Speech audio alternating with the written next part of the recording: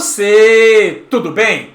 Já parou para pensar sobre como é a vida de alguém que tenta se concentrar em alguma coisa e controlar o seu comportamento impulsivo e não consegue? Eu sou o professor Billy Paul do canal de Ciências Biológicas e Autodesenvolvimento.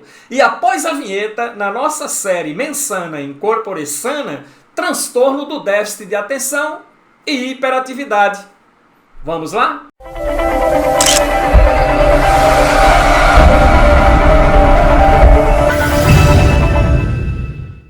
Ok, seja muito bem-vindo à nossa aula da nossa série Mensana in Corpore Sano.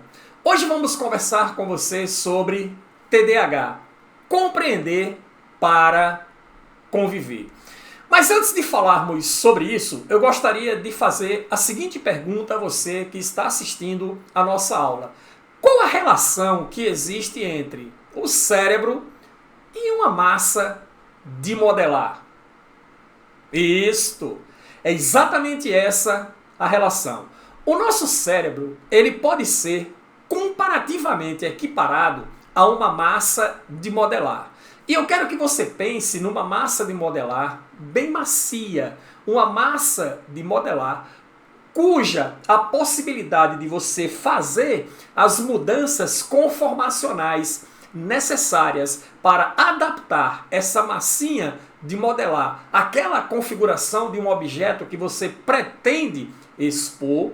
A mesma coisa acontece com o nosso cérebro em relação a uma coisa extremamente importante chamada de neuroplasticidade, que é a capacidade do cérebro se alterar diante de novas experiências. Antes de entrar no TDAH propriamente dito, eu gostaria de conversar um pouco com você exatamente sobre essa questão da neuroplasticidade. Baseado nisso, vamos imaginar a seguinte situação. Eu tenho aqui duas retas, uma reta vertical e uma reta horizontal. Essa reta vertical está relacionada ao CCM. CCM é a capacidade do cérebro mudar, ou a capacidade de mudança cerebral. Ou melhor, a velocidade com que o cérebro muda diante de novas experiências. Ou seja, é a neuroplasticidade propriamente dita. Na linha horizontal, nós vamos considerar aqui uma escala de idade. 0 anos, 10 anos, 20 anos, 30 anos, 40 anos e assim sucessivamente. Ora, o que é que eu quero dizer com isso? Um bebê recém-nascido tem uma neuroplasticidade imensa, extremamente intensa. É uma massa de modelar cujas conformações se alteram com muita facilidade. É um período em que o indivíduo ele está fazendo muitas sinapses, porque há uma necessidade muito grande, mediante a quantidade de estímulos que é recebido agora no ambiente onde ele está inserido, que antes era o útero materno, não exigia tanto, não haviam tantos estímulos, e agora ele está no meio ambiente e a quantidade de estímulos que sobrecai sobre ele é muito grande e ele precisa passar a entender muitas coisas. Escuro, claro, cores, luminosidade, o rosto do pai, o rosto da mãe, são muitos estímulos.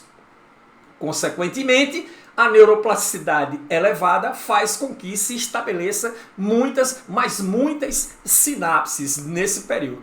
Mas, à medida que a idade vai avançando, está aqui a nossa reta horizontal referente à idade, você observa que essa neuroplasticidade, essa capacidade da mudança cerebral, ela vai reduzindo consideravelmente ao longo do tempo. Ok? Entendido até aqui? Por outro lado, o que acontece com o esforço? É de esforço.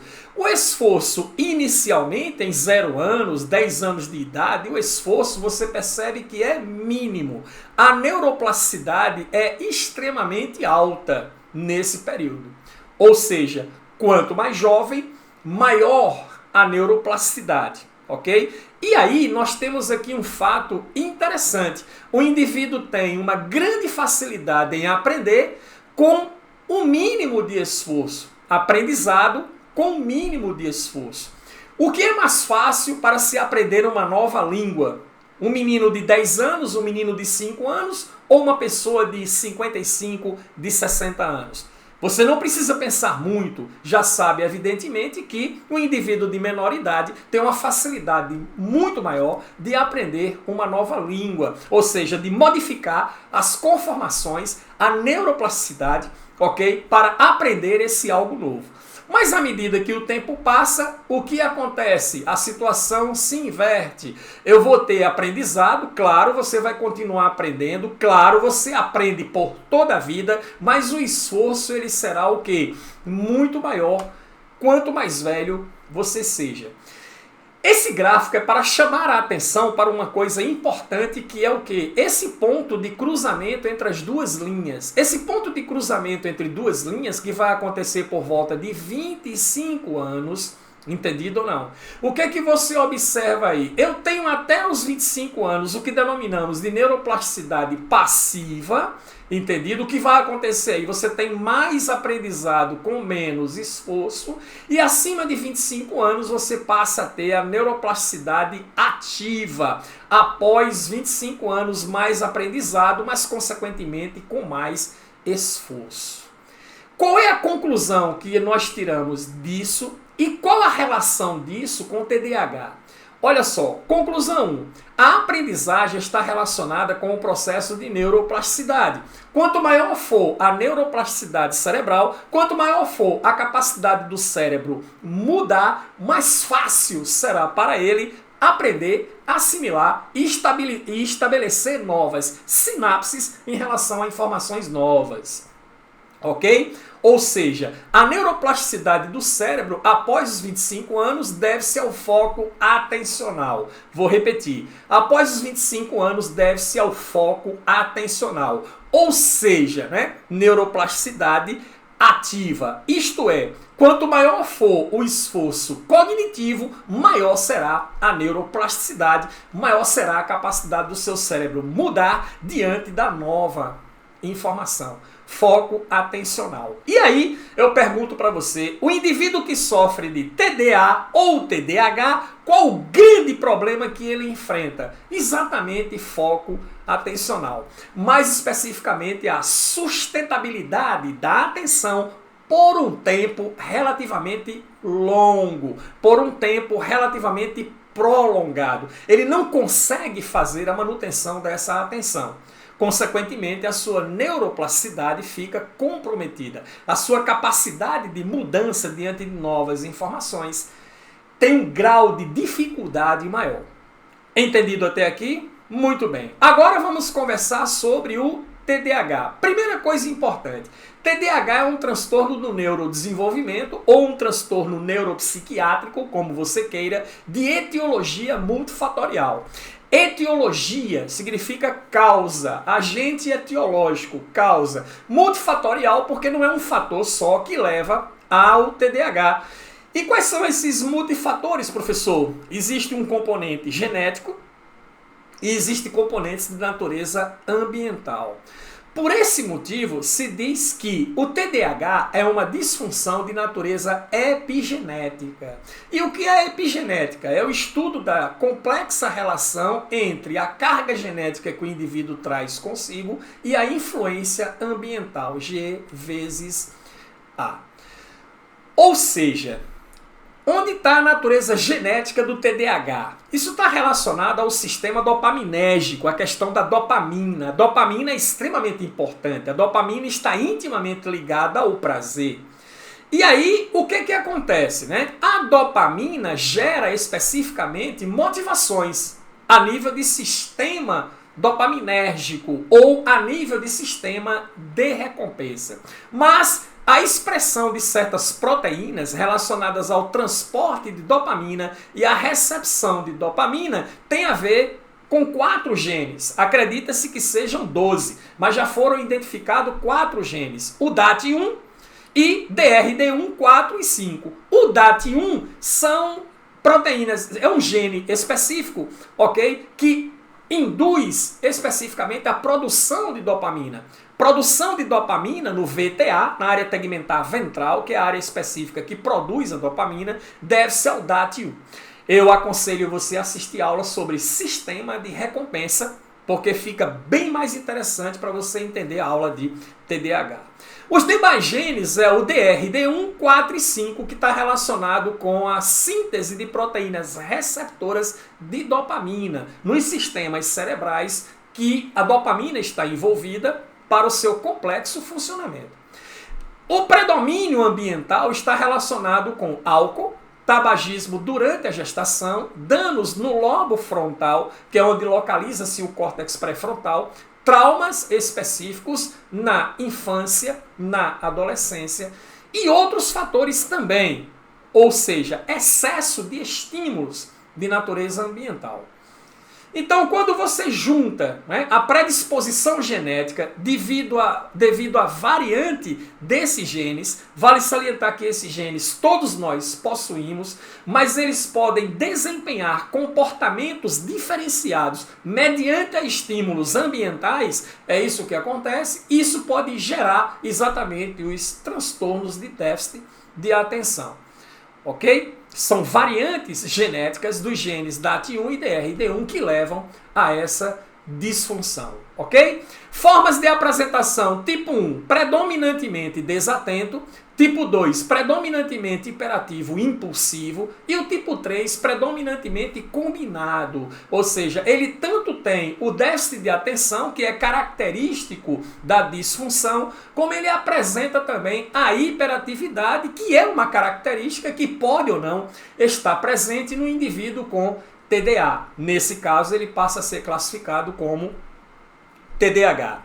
Atinge de 5 a 8% da população infantil mundial. E qual é o mecanismo neurológico que leva ao TDAH? Ok? Primeira coisa existe uma área no seu cérebro chamada de CPF, que é o córtex pré-frontal, que é exatamente essa área que está demarcada aqui em rosa. Esse córtex pré-frontal, nós temos uma aula específica dessa série Mensana Incorpore Sano no canal sobre córtex pré-frontal, somente sobre ele. Aconselho você a dar uma olhada lá para você entender mais como essa estrutura é importante no funcionamento do seu sistema nervoso. O córtex pré-frontal, entre as várias funções, como função de planejamento, função de tomada de decisão, função de controle comportamental, foco atencional e outras, vamos nos deter aqui a questão comportamental, controle do comportamento e do foco atencional. Tá certo? Só que o córtex pré-frontal, para funcionar adequadamente, ele precisa de quê? De níveis de dopamina. Níveis de dopamina que é diferenciado no indivíduo que sofre de TDA ou TDAH. Tem até uma particularidade que é, TDAH é muita atenção em muitas coisas. Muita atenção em muitas coisas. Então ele desvia com muita facilidade a atenção. Então o foco atencional, que é a atenção sustentada, é comprometida. A atenção sustentada está relacionada com o que, professor? Está relacionado com a tarefa. Então eu vou realizar uma tarefa. Para que eu realize a tarefa de maneira competente, eu tenho que ter atenção. E atenção por um certo tempo, que é relativamente esse tempo prolongado. Então, tarefa, atenção e tempo, que é o TAT, não funciona da mesma forma no indivíduo que tem TDA ou TDAH, como funciona numa pessoa normal. Por quê, professor? Por causa dos níveis dopaminérgicos nesse indivíduo. Então, veja só, vamos entender aqui. A área tegmental ventral, é essa areazinha, ó, está representado por essa marcação em rosa aqui. A área tegmental ventral, que é o VTA, é exatamente uma região onde você tem inúmeros corpos celulares de neurônios especializados em produzir dopamina. A dopamina, então, sai da área do VTA através das fibras dopaminérgicas, que são axônios de neurônios responsáveis por conduzir, ok, essa substância química para as demais áreas cerebrais, onde se faz necessário. E uma delas é o que? É o núcleo accumbens, que ele processa as informações que recebe a partir dessas vias dopaminérgicas, e aí isso é encaminhado para o córtex pré-frontal. O córtex pré-frontal analisa e vai então decidir, ok? A tomada de decisão. É assim que vai funcionar o sistema. Então, olha só, aqui eu ainda tenho uma outra estrutura que não está assinalada, que é a amígdala cerebral, né? Estude, assista a aula sobre sistema de recompensa, que fica show de bola para você entender como ele funciona totalmente. E aí é o seguinte, a área tegmentar ventral produz dopamina, baseado no estímulo recebido, manda para o núcleo accumbens que processa a informação e isso chega ao córtex pré-frontal. Só que no indivíduo com TDAH nós temos um problema em relação à dopamina, tá aqui a moléculazinha de dopamina, olha só. A quantidade de dopamina no córtex pré-frontal desse indivíduo é consideravelmente menor, ok, do que a quantidade de dopamina no indivíduo normal. Entendido? É a chamada dopamina tônica. A dopamina tônica é aquela dopamina que é secretada no sistema o tempo todo pelo VTA.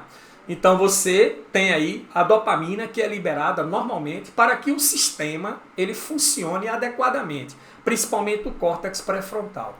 E aí, o que acontece com esse indivíduo? Pela quantidade baixa de dopamina que ele apresenta no córtex pré-frontal, no CPF, ele vai desenvolver o TDA. Transtorno do déficit de atenção, que é incapacidade de sustentabilidade atencional. Quando a gente fala disso, é o que? Sustentabilidade atencional de maneira prolongada. Então ele consegue até se concentrar, ele consegue até focar atencionalmente, mas por um espaço de tempo curto. E aí ele é desviado a atenção dele para qualquer coisa que aconteça. Ele não consegue esse nível de concentração porque falta dopamina suficiente. Então o foco atencional fica comprometido. E ainda tem a questão desse H, a hiperatividade. Ok? Resultado. A falta de dopamina gera no indivíduo desmotivação. Ele é naturalmente desmotivado a se manter prolongadamente sobre uma específica tarefa. E aí, o que acontece? Existe uma estrutura aqui no cérebro chamada de tálamo. O tálamo ele tem conexão com os órgãos sensoriais, o sistema representacional dos sentidos, visão, audição, tato, olfato, paladar. Com exceção do olfato, cheiro, todos os demais sistemas representacionais ou órgãos sensoriais têm comunicação direta com o tálamo. Então ele recebe a informação e transfere a informação para as áreas específicas do cérebro responsáveis pela decodificação desses impulsos. Então o estímulo que eu recebo a nível visual chega no tálamo. Do tálamo é encaminhado para a região occipital, lobo occipital, esse que fica aqui atrás. Porque é aqui onde está a central de decodificação da visão. Para a área temporal, o tálamo vai enviar as informações recebidas, ok, pelo sistema auditivo, ok, para a região temporal, que é a região do cérebro que vai fazer as decodificações. Certo? No indivíduo normal, como funciona esse tálamo? Eu estou aqui concentrado, com foco atencional, estudando uma matéria, uma disciplina que eu preciso demais aprender. Isso pode ser num curso de mestrado, doutorado, graduação, a sala de aula, onde for. Eu preciso e eu estou com foco, eu estou concentrado naquela tarefa específica que eu tenho que realizar. Show de bola. Qualquer outra informação recebida pelos meus sistemas sensoriais enviadas para o tálamo ficarão retidas no tálamo. Não sei se é o seu caso. Você está concentrado aqui numa tarefa.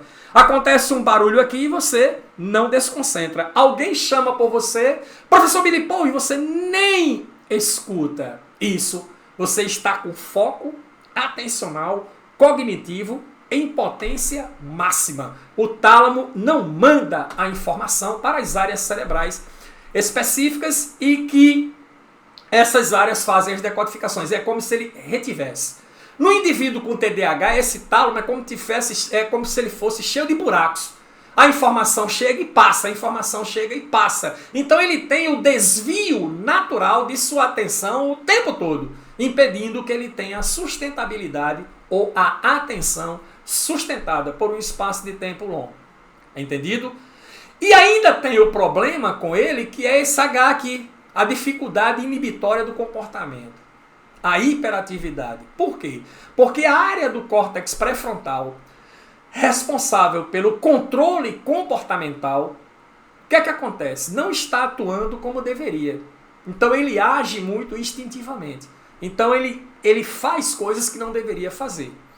Entendido? Porque falta o controle comportamental, porque o controle comportamental também tem a ver com o córtex pré-frontal. Assista a aula sobre córtex pré-frontal para que você entenda isso adequadamente. Mas eu vou dar um exemplo para ficar claro para você. Eu tive um aluno com TDAH e ele era extremamente hiperativo.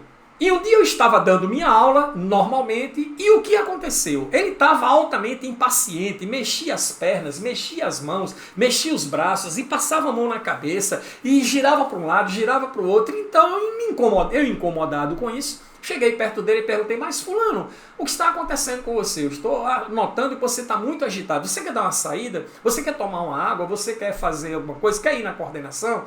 Aí ele disse, não, professor, sabe o que eu queria mesmo? O que você queria mesmo? Eu queria andar na sala, ficar andando na sala. O senhor deixa eu ficar andando na sala? Eu disse, pois não, pode andar. Eu já tinha informação de que ele sofria, eu já tinha o laudo dele de TDAH. E ele era extremamente hiperativo. Então eu disse, não, pode andar. Aí eu pedi para os alunos da sala fizessem com que a sala juntassem as cadeiras de maneira mais compacta, de forma que liberasse espaço atrás e liberasse espaço dos lados, para que ele pudesse caminhar nesse espaço e não interromper os outros alunos que estavam assistindo a aula. E assim o fizemos. Aí ele andou para lá, andou para cá, rodeava a sala para um lado, rodeava a sala para o outro, daqui a pouco ele deu uma parada, daqui a pouco voltava a caminhar de novo, daqui a pouco parava. E chegou um momento, perto do final da aula, que ele sentou-se na cadeira e ficou calmo. E eu perguntei para ele, mas isso tem alguma influência? Ele disse, tem, professor, eu me sinto mais calmo com isso. Michael Phelps, exímio nadador, tornou-se nadador por ser TDAH. Ele descobriu que a água acalmava. E aí ele pensou, sabe o que é que eu vou fazer? Eu vou fazer disso profissão. Eu vou me tornar um esportista na natação. E se transformou no que se transformou. Muitos indivíduos que sofrem de TDA, que têm hiperatividade, que é o TDAH, eles encontram meios de como se comportar de maneira melhor. Porque a falta de dopamina faz com que a área do córtex pré-frontal responsável pela inibição do comportamento não funcione muito bem. E aí, vamos supor, o menino na sala de aula tem vontade de beber água, mas não vai. Espera um pouco mais porque o intervalo está próximo. Ok? O menino na sala de aula tem vontade de fazer uma outra coisa. Ele resolve não fazer para assistir à aula. Isso é controle do comportamento, porque a tendência dele é se comportar de uma outra forma, mas ele não faz. Você mesmo funciona assim. Você pode estar com vontade de sair aí da aula, entendido? Tá? E fazer uma outra coisa, tomar uma água e fazer isso, mas o assunto está lhe prendendo a atenção, você resolveu ficar. Ah, professor, mas é um vídeo, eu posso dar uma pausa aqui, mas você nem quer dar essa pausa, você não quer parar para não perder o fio da meada, você quer continuar. Isso é controle do comportamento. Entendido? Então a falta de dopamina suficiente a nível de CPF, de córtex pré-frontal, faz com que o indivíduo com TDAH ele não se comporte, ele não funcione adequadamente a nível de foco atencional também. Entendido? E aí, o que é que isso gera? A incapacidade de sustentabilidade atencional e a dificuldade inibitória do comportamento. Ficou claro? Sim ou não? Então esse é o mecanismo. Ora, quais são as medidas que são tomadas, professor, em relação a isso? Você tem a Ritalina e você tem o Venvance. O Venvance tem uma coisa interessante, ele consegue prolongar a atividade dopaminérgica tônica por mais tempo. Então consegue restabelecer. Essas drogas, na verdade, o que elas fazem? Claro que a dosagem, né, aqui é 40 mg, 50 mg, a dosagem é definida clinicamente, mas elas provocam, na verdade, o quê? O aumento da dopamina a nível de córtex pré-frontal. Se ele tem um nível dopaminérgico mais baixo, por isso que ele desenvolve o transtorno de déficit de atenção e hiperatividade, se eu normalizar a atividade dopaminérgica no cérebro dele, o córtex pré-frontal vai funcionar normalmente. Entendido? Então essas drogas, o que é que elas fazem? Na verdade, elas regulam, ok? A quantidade de dopamina. A dopamina, existe a dopamina tônica, que ela é constante, ela é liberada o tempo todo aí no seu cérebro. E existe a dopamina fásica, que é em picos. É quando você recebe um estímulo específico, entendido? E aí eu tenho um disparo dopaminérgico. Por exemplo, você está passando por uma loja de doces e aí dá vontade em você de comprar um chocolate. A informação, né, está guardada no seu hipocampo, na memória. O hipocampo, então, sinaliza para o sistema de recompensa. E aí você lembra que chocolate é muito legal, então você entra e compra a barra de chocolate. Entendido? Certo ou não? E aí você teve o quê? Né? Um aumento da sua taxa de dopamina normal, que é a chamada dopamina fásica, ou seja, um pico, um disparo de dopamina para acionar o sistema de recompensa e fazer com que você decida através do córtex pré-frontal, entrar na loja e comprar a barra de chocolate. Que a decisão é do córtex pré-frontal. Entendido? Então, no indivíduo normal, beleza ou não, tem uma quantidade de dopamina basal, que é para manter o sistema funcionando normalmente. O indivíduo com TDAH, ele tem uma dopamina tônica mais baixa. E a dopamina fásica são os picos, quando você recebe um estímulo que seja extrinsecamente prazeroso ou que seja intrinsecamente prazeroso. Mais uma vez, assista a aula sobre sistema de recompensa. Conclusão 1. Essa redução no nível tônico de dopamina impede que o paciente com TDAH tenha a mínima motivação para executar tarefas por tempo prolongado. Conclusão 2. Os medicamentos restabelecem os níveis basais dopaminérgicos e aí ele passa a ter mais foco e passa a ter menos hiperatividade. Estímulo do foco atencional, motivação para que ele desenvolva uma melhor atenção às tarefas em função de tempo e menor hiperatividade por acionar a área do controle do comportamento, fazendo com que ele seja menos impulsivo e mais racional.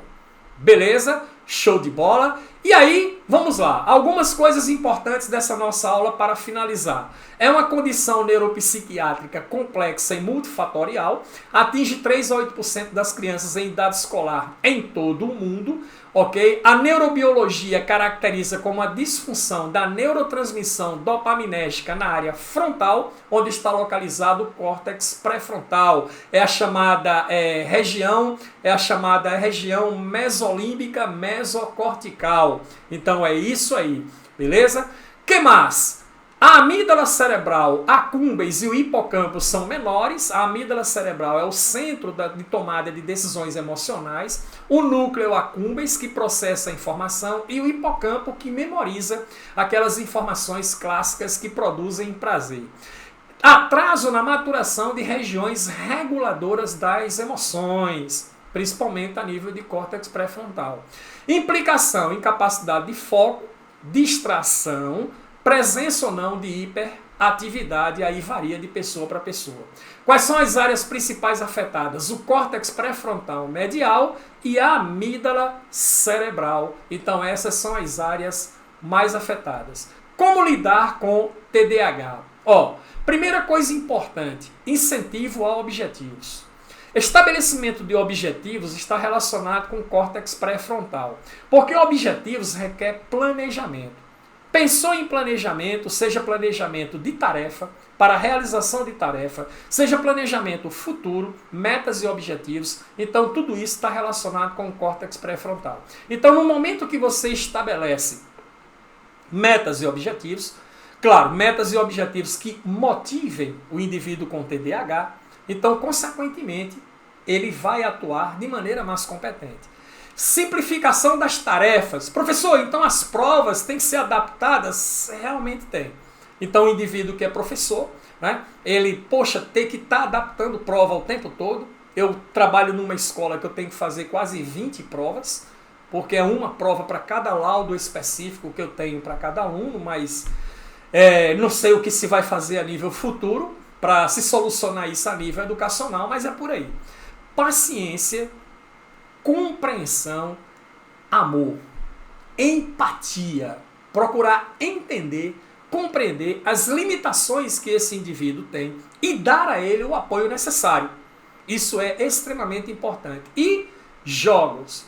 Por quê? Jogos têm uma coisa interessante. Eles tendem a ser prazerosos, a atividade de jogos, a atividade de videozinhos, de competições, esse tipo de coisa. Vários tipos de jogabilidade, atividade de jogabilidade, sala de aula invertida. Existe uma série de coisas que você pode fazer para estimular o indivíduo com TDAH. Tá? A jogabilidade é muito utilizada, além das terapias com acompanhamento psicológico, que é importante.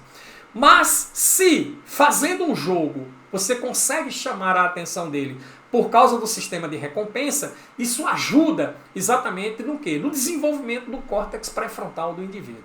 Então, incentivo a objetivos, simplificação de tarefas, paciência, afetividade, amor, empatia e atividades na aula que envolvem jogos. Existem algumas escolas que têm até estímulo ao indivíduo que quer participar de xadrez, então eles têm o professor de xadrez, que ensina xadrez para os alunos, eles participam de competição. O indivíduo de TDAH que venha a gostar de prazer, de jogar xadrez, se sinta motivado ao jogo de xadrez, para ele é show de bola.